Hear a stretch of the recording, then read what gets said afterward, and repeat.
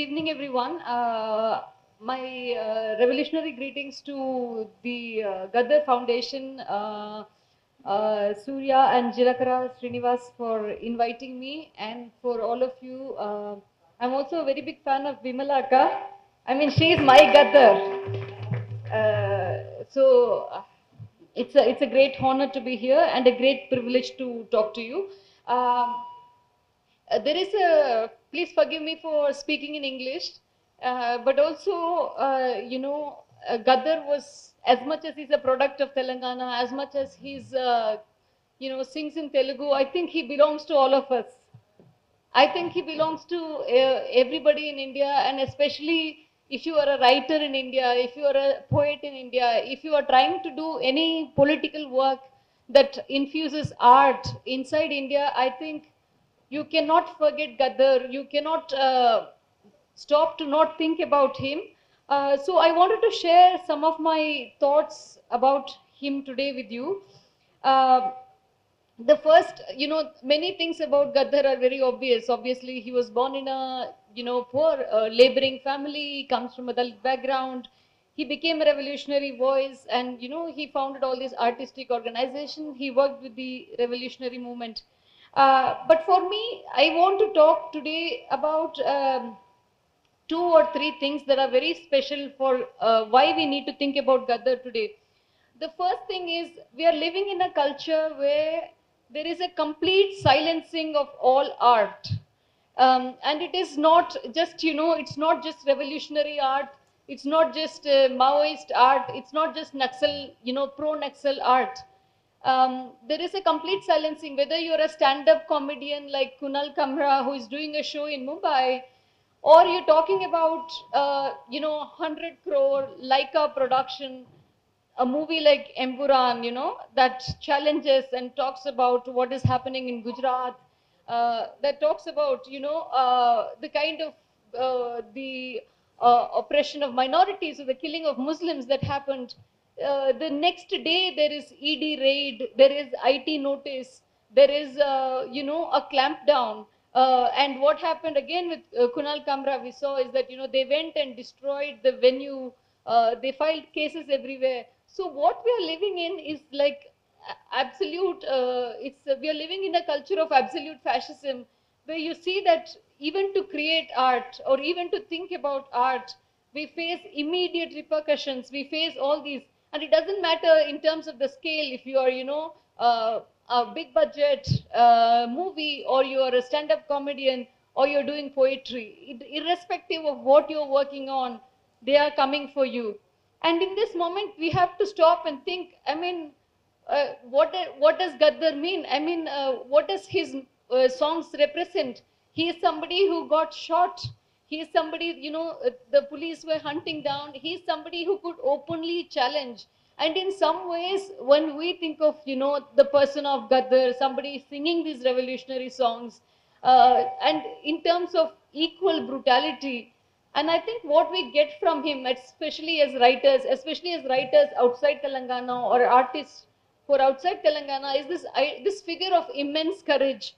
We know that when we think of Gaddar, we think of immense courage, a courage that can call out the state, a courage that can, is unwaveringly committed to the workers, to the peasant, and also to all kinds of oppressed people.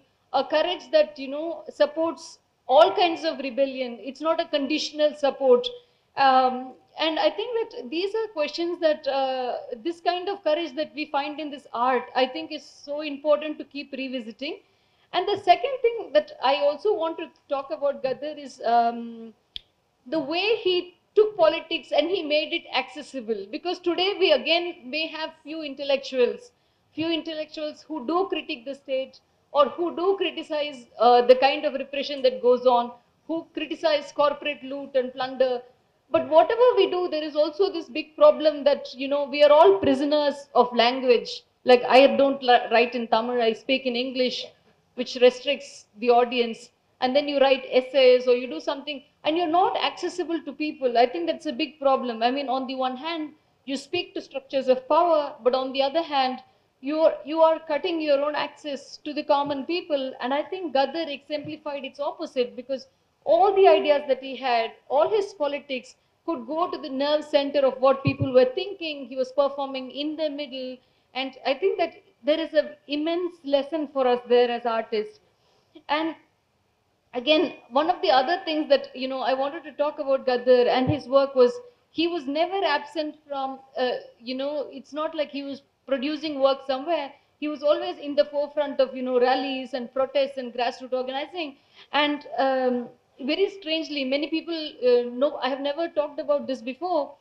My mother was a professor of mathematics at IIT Madras.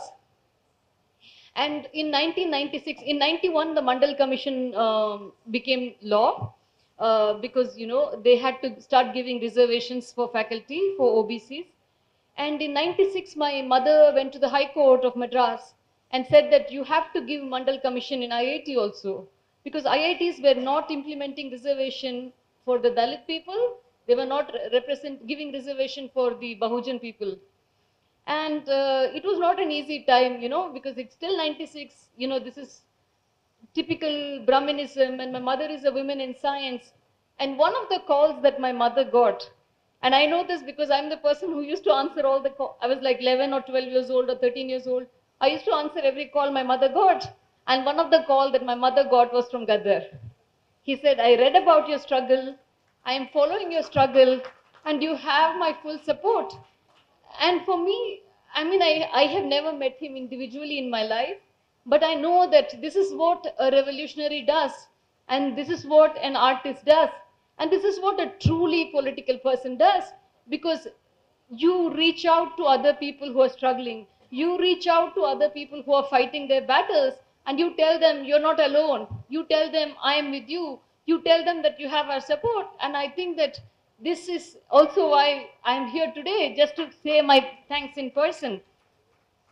So yes, I want to again, come back to this figure of Gaddar, because this is a personal story. But today, once again, when we are talking about, let us say, the idea of urban Naxal, that anybody who talks, anybody who writes, anybody who creates, anybody who expresses support or sympathy or, criticizes this government, were immediately called urban Naxal.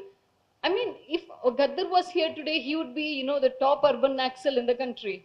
But how do we challenge this idea? How do we go against the state? Because I don't think that, urban Naxal led to this, the idea of urban Naxal led to this Bhima Koregaon arrest. But I don't still believe that we live in a country where every artist can be in jail. Even if that is the paradise that Amit Shah wants and Modi wants, I still think they do not have the jails to hold all of us. And what are we doing with it? What are we doing with our power of voice? What are we doing with, speaking out? And should we also become complicit in our own silencing? And the thing is, I also want people to reflect. The first arrest in Bhima Koregaon happened in 2018. And now, let's say 7 years later, 2025, there is Operation Kaghar going on. And in this operation, every day at least 30, 40 people are killed. Adivasi people are killed in Bastar. And all these people are labeled Maoist, Naxalwadi. And we also don't know the number of people who are dying, because they're wrapping the body in tarpaulin sheets and bringing the bodies and then putting the uniform. So if they have 20 uniforms, they say 20 people died. They have 25 uniforms, they say 25 people died. They're not even collecting all the bodies of the people they are killing. And the killing is, last year the count was 235. This year, in only 3 months, the count is 145. It's more, they have already crossed double of last year's target.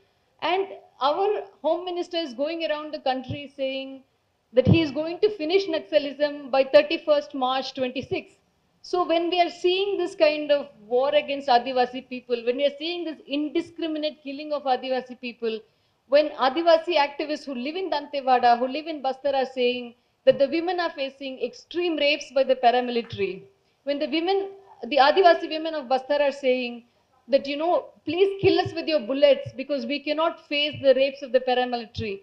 When we're seeing that small children are being shot down in the crossfire, when we are seeing every type of staged encounter, when we are also seeing that for every single person who is killed, it's become a system of bounty hunting. So, you know, somebody dies, there's a 45 lakh reward. Somebody else dies, there's a 1 crore reward. Renuka dies, there's a 25 lakh reward. So it becomes a kind of, you know, we'll give you money, go and kill. So, and the question is, what do we do as writers? How do we allow this kind of, you know, a death of democracy, a death of people's right to protest, but also basically the killing fields of Bastar?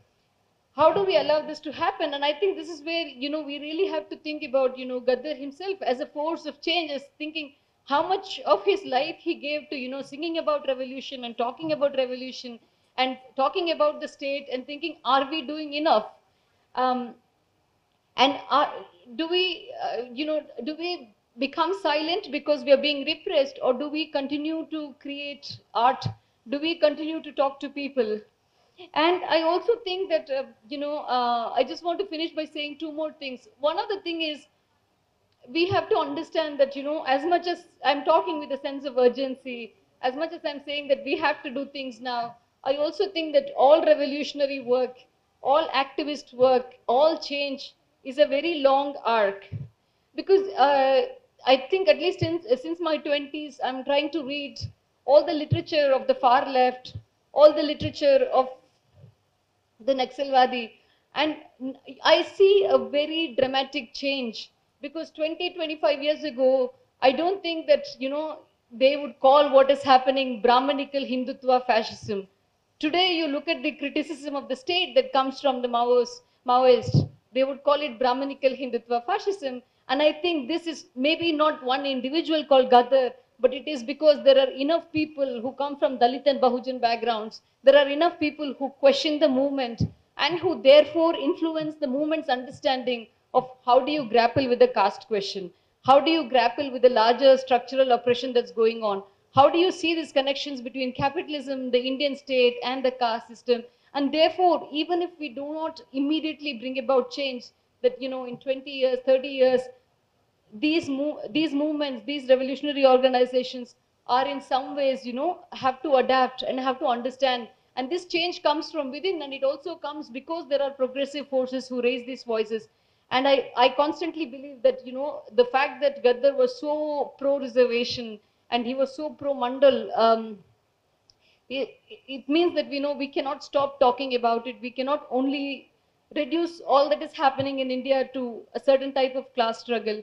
And having said this, this is something I think is some which, you know, allows us to engage with him, is that he was never afraid of speaking all these uncomfortable truths. And I think that is something that, as a writer, that, you know, we want to take forward. And I want to finish my speech by saying that Gaddar lives on. I mean, Vimalaka said that some people live after their death as well. And I think Gaddar lives on because he's an inspiration to an entire generation of artists. And, you know, he's a leading light. We look forward to him and we learn from him. So thank you.